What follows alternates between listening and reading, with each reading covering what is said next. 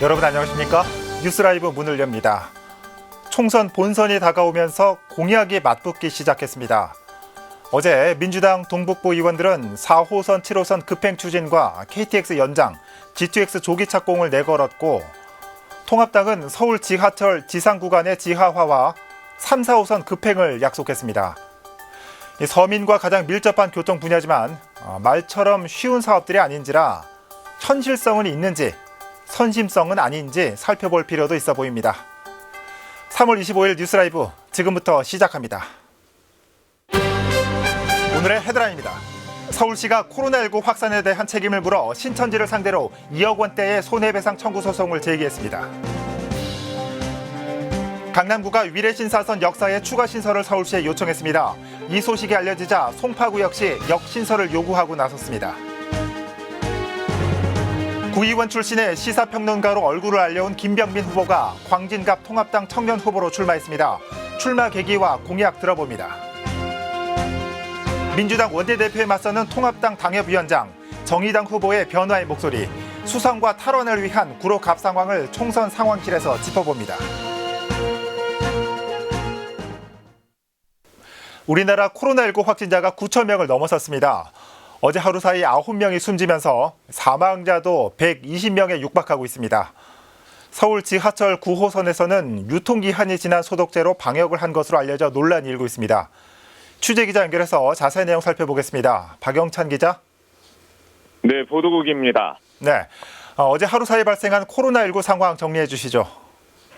네, 어제 하루 동안 국내 코로나19 확진자는 100명이 증가하면서 9,000명을 넘어섰습니다.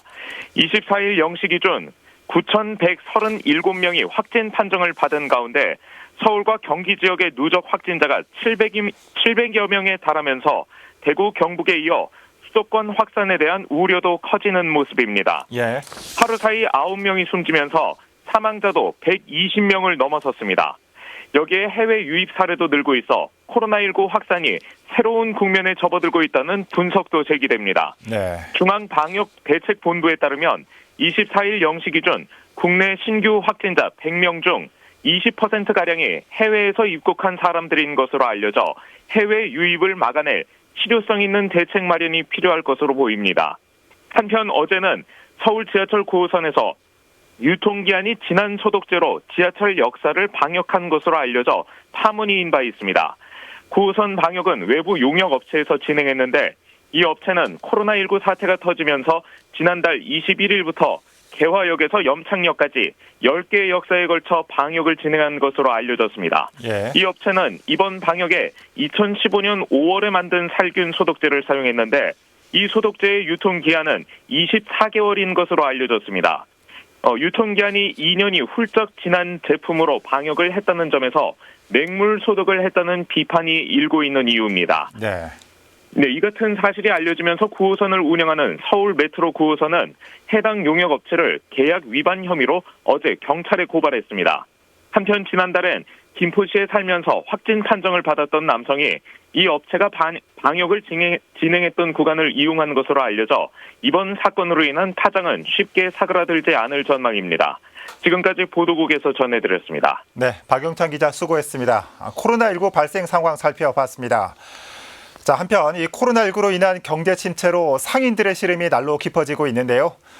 중구의 한 시장에서는 점포주들과 관리회사가 합심해 임대료를 받지 않고 관리비도 감면해 주기로 했습니다. 이주협 기자입니다.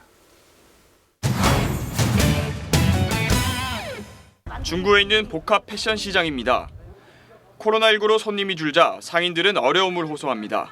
지금 맨날 텔레비전 보면은 뭐 40%, 60%에 무슨 40%, 60%가 그냥 하나도 없는데 하나도 없어. 상황이 이렇자 삼익 패션타운 점포주회와 관리회사는 상인들의 부담을 줄여주기 위해 나섰습니다. 통 크게 다른 데는 뭐 2개월, 3개월, 20%, 30% 하지만은 우리가 한번 100% 한 달치 면제를 해보자. 점포주들이 뜻을 모아 약 800여 개의 점포에 한 달 임대료를 받지 않기로 한 겁니다. 상가 관리회사도 관리비를 2개월에 걸쳐 100% 감면해 주기로 했습니다. 관리비를 받지 않으면서 생기는 자금 공백은 임직원이 자발적으로 반납한 급여로 충당합니다. 임직원 월급을 반납을 하자. 반납을 한 재원을 가지고서 또 절약하게 되면은 100%는 안 되겠지만 많은 충당이 될 것 같아가지고 손님이 없어 막막했던 상인들에겐 가뭄의 단비처럼 느껴집니다. 뭐 100만 원에서 120만 원 임대료 1개월분이지만 아껴서 요긴하게 또 장사 잘해서 우리 점포주님들께 꼭 보답하도록 하겠습니다. 착한 임대인 운동이 전국적으로 이어지는 가운데 중구에선 구청 집계 기준 25개 상가 9천여 개의 점포가 임대료 인하 혜택을 받고 있습니다. 딜라이브 서울경기 케이블TV 이주협입니다.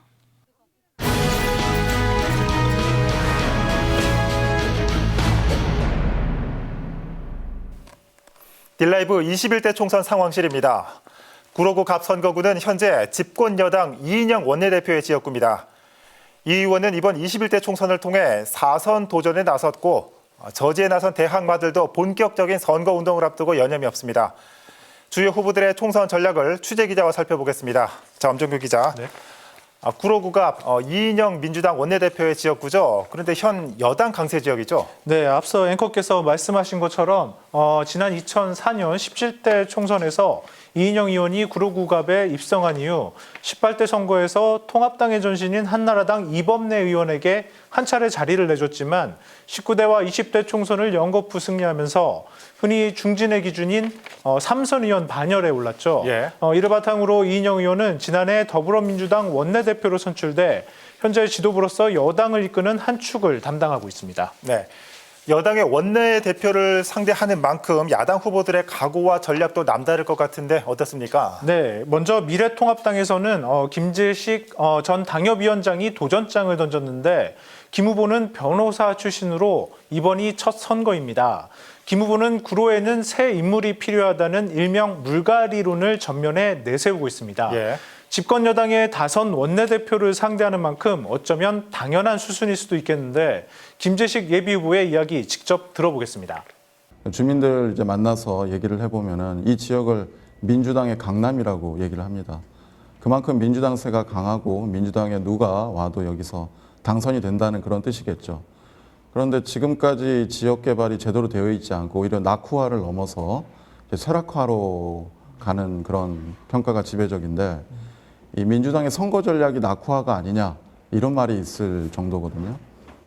네, 이 김재식 후보의 얘기를 정리해보면 다선 의원일수록 이 지역보다는 중앙정치에 더 관심을 갖는다 이런 얘기 아니겠습니까? 네, 그런 셈입니다. 그래서 당선이 되면 법 하나를 제정하겠다고 말했는데 예. 바로 국회의원도 자치단체장처럼 다선을 제한하겠다는 내용입니다. 이 국회의원의 특권 하나를 내려놓겠다 이런 뜻이군요. 네, 그렇습니다. 네. 자, 다음으로 이 정의당 후보 역시 지역 정체론을 언급하고 있다고요. 네, 정의당에서는 이호성 구로구 위원장이 20대 총선에 이어 두 번째 도선에 나서는데요. 예. 이 후보는 구로구에서 한 정당의 독식이 10년 이상 이어지면서 정치인들이 민생보다는 자기 정치에 빠져 있다고 주장했습니다. 직접 들어보시죠. 구로에는 한 정당이 10년 이상 집권을 하면서 피로도가 누적되어 있습니다. 주민들의 우려 또한 굉장히 높습니다. 그래서 지금은 바꿔야 한다는 민심이 굉장히 많습니다.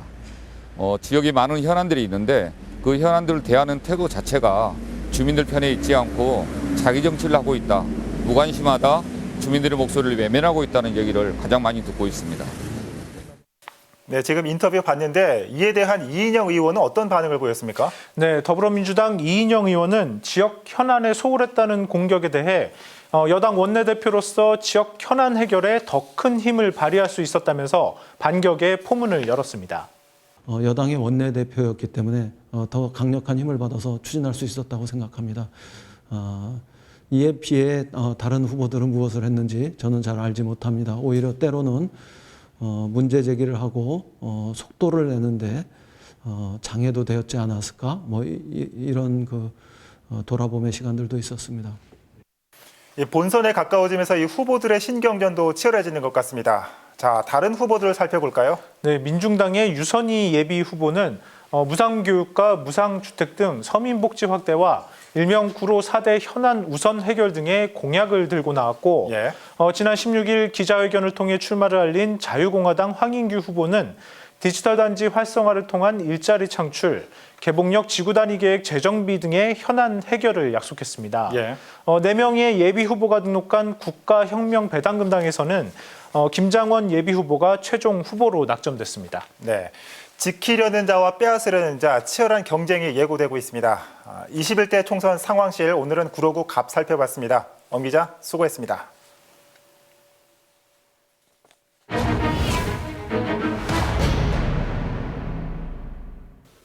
4.15 총선 격전지 주요 후보들의 출마의 변과 공약을 들어보는 시간입니다. 오늘은 광진 갑으로 갑니다. 서초 구의원 출신으로 정치시사 평론가로 활동하며 얼굴을 알려왔죠. 광진갑의 청년 공천을 받은 미래통합당 김병민 후보 만나보겠습니다. 후보님 안녕하십니까? 네, 안녕하세요. 반갑습니다. 네, 김병민입니다. 반갑습니다. 네, 후보님께서는 이 광진구 출생인 것으로 알고 있습니다. 이제 고향에서 더 큰 꿈을 이루려고 하시는데 단순히 고향이기 때문에 나오신 건 아닐 테고 어떤 출마의 이유가 있는지 궁금합니다. 이 광진구 갑지역은 제가 태어났고 태양유치원, 용마초등학교, 용곡중학교, 대원고등학교를 졸업할 때까지 제 유년기와 청소년기 이 성장의 모든 경험들이 녹아있는 곳이기도 합니다. 그리고 더 나아가 제 아이들, 3명의 우리 아이들이 앞으로 살아가야 될 그런 대한민국 가장 멋진 도시이기도 합니다. 이 광진구 갑지역은 상당히 정이 넘치는 너무 아름다운 곳이긴 합니다만 지역 주민들의 많은 목소리가 시간이 지남에 따라 이웃 동시들의 발전 속도에 비추어서 광진이 변하고 발전하는 속도가 매우 더디다는 안타까운 말씀들을 많이 합니다. 누구나 와서 살고 싶은 도시 광진, 그리고 아이 키우기 가장 좋은 도시 광진을 만들기 위해서 제가 나고 자란 이곳, 그리고 우리 아이들이 자라날 이곳 광진구에서 놀라운 변화를 만들어내기 위한 제 혼신의 노력을 다 기울이고 싶다는 생각이 바로 저를 광진구에 오게 만들었습니다. 네, 고향에서 새로운 변화를 만들겠다라고 말씀해 주셨는데 이 광진구 갑은 입지 조건에 비해서 이 지역 발전이 더디다는 평가가 많습니다. 주민들의 재건축 요구도 상당하고요. 자, 이 지역 개발의 핵심 대책은 어떤 게 있을까요? 첫 번째로 도시계획의 전면 재정비가 반드시 필요합니다. 네. 우리가 이 영동대교를 건너가게 되면 강남의 코엑스 인근 한전부지에 대한 개발을 통해서 강남은 지금도 발전되어 있는 도시에서 한 단계 더 도약하는 도시로 발전하게 될 것이 분명합니다. 이번에 현대차가 매입한 한전부지 개발에 따라서 강남이 발전하게 되면 영동대교를 건너 있게 되는 광진은 강남북 격차가 더 벌어질 수밖에 없는 상황이기 때문에 이에 맞춘 강북, 우리 광진구의 발전의 속도를 반드시 끌어당겨야 됩니다. 따라서 이 영동대교와 함께 연결되는 동의로 축에 대한 개발이 저희 김병민 후보가 내세우게 되는 도시계획 전면 재정비의 핵심적인 내용 중에 하나라 말씀드리고요. 서울시에서 얼마 전에 발표했던 동부간선도로 지하화와 이 동의로 축은 함께 맞닿아 있기 때문에 이 동의로에 대한 축이 전면으로 개발되게 되면 광진구 갑지역에 그동안 소외되고 낙후했던 군자동과 중곡1동, 중곡3동에 놀랄만한 혁신적 변화가 있을 것임을 약속드립니다. 네. 두 번째 축에 대한 개발은 천호대로 있답니다. 우리가 이 군자역에서 아차산역을 가로지르는 엄청난 자원이 있는 천호대로가 사실 강남의 테헤란호나 강남대로와 같이 멋진 도시로 변신할 수 있는 좋은 공간을 가지고 있음에도 불구하고 그동안 총체적인 도시계획의 부재가 이러한 안타까움을 자아냈다고 생각합니다. 세 번째로는 중곡역 일대 우리가 역세권으로 가지고 있는 좋은 도시 성장의 자원을 갖고 있음에도 불구하고 화양변전소 부지에 대한 개발이 정체되는 등 아직도 가야 될 길이 멉니다. 광진구 갑지역 곳곳에서 지역과 도시를 한 단계 도약할 수 있는 도시계획의 총체적인 재정비, 이를 바탕으로 광진의 놀라운 변화를 반드시 이끌어내겠습니다. 네. 자, 이 미래통합당의 청년 후보로서의 포부도 크실 것 같습니다. 청년들을 위한 정책, 이 청년들을 아우를 수 있는 정책은 어떤 게 있을까요?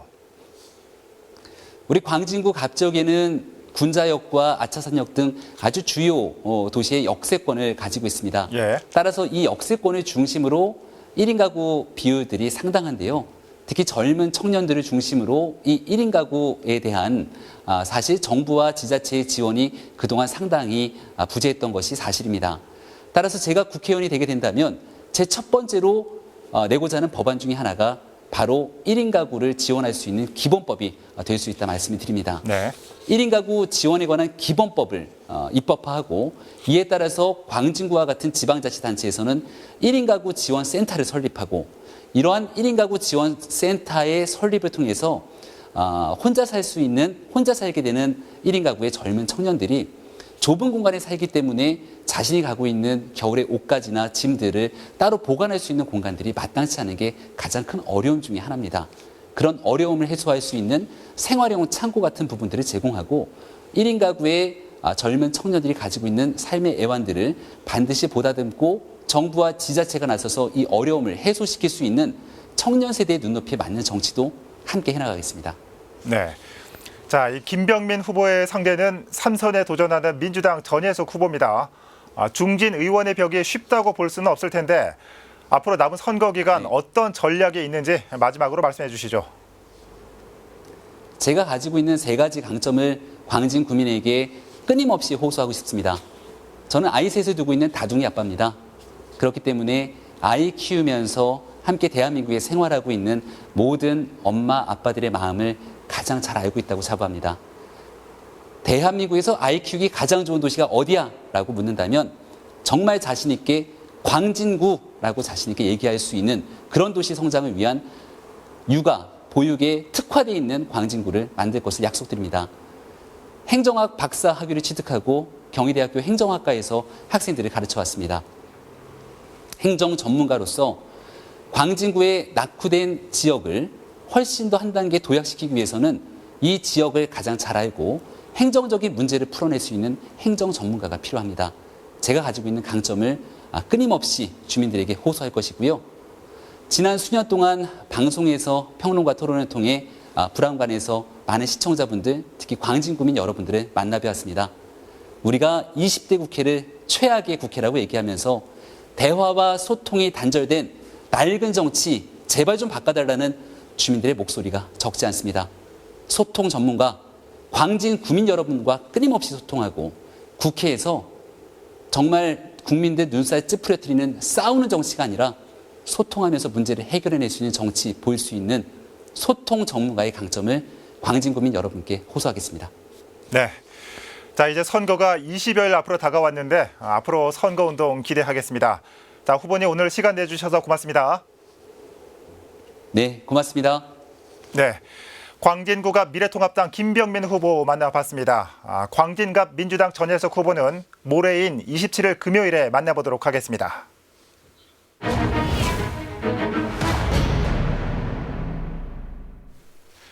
최근 강남구가 위례 신사선의 역사 추가 신설을 서울시에 공식 요청했습니다. 이 소식이 들리자 송파구 지역에서도 역신설 요구가 이어지고 있습니다. 보도에 태윤형 기자입니다. 위례 신도시에서 지하철 3호선 신사역까지 있는 도시철도 위례 신사선. 시공사가 변경되고 10년 만에 민자 적격성 조사가 통과되는 등 오랜 부침 끝에 사업이 정상 궤도에 올랐습니다. 최근엔 GS건설이 우선협상 대상자로 선정되면서 2022년 착공을 목표로 사업의 속도가 붙고 있습니다. 이런 가운데 최근 역신설 요구가 다시금 이어지고 있습니다. 지난 2015년부터 역신설 민원을 받아온 강남구는 지난달 가칭 청담 사거리역과 소금지역 신설을 서울시에 재요청했습니다. 단계가 1월 말에 서울시에서 우선협상 대상자를 선정을 하고 지금 올 연말이나 내년 연초까지 해가지고 이제 협상을 하는 과정이거든요. 그 과정에서 이게 같이 검토가 되고 논의를 해달라고 시에다 요청을 한 거기 때문에. 송파구 주민들도 역신설을 요구하고 나섰습니다. 강남구가 역신설을 서울시에 재건의하자 최근 문정동 주민들은 문정중학교 인근 가칭 두대미역 신설을 서울시에 제안했습니다. 인근 재건축 단지에 따른 대중교통 수요 폭증이 예상되고 장지터널 개통으로 인한 교통난이 우려된다는 게 이유입니다.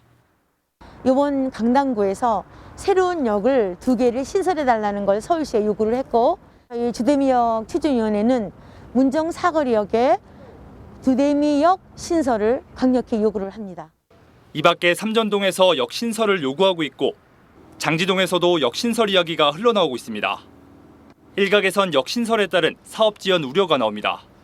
위례 신도시 주민들은 역신설로 노선이 변경되면 사업 차질이 불가피해질 수 있다고 말합니다.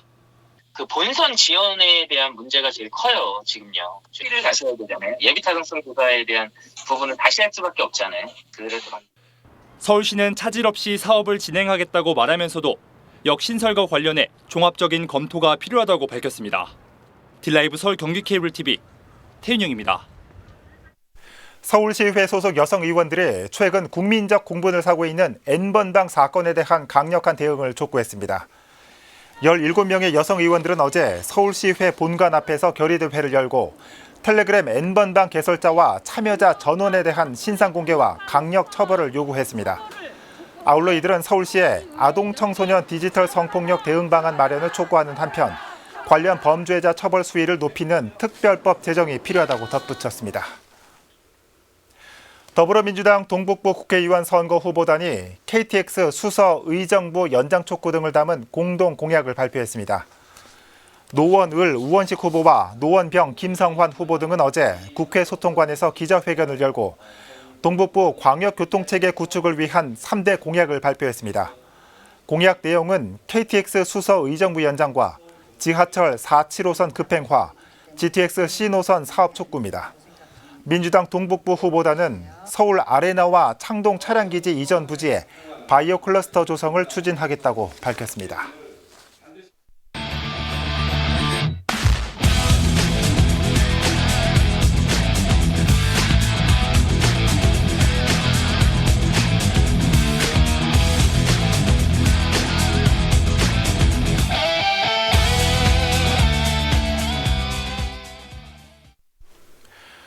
손으로 세상을 보는 시각장애인들은 요즘 같은 때가 더욱 힘들다고 합니다.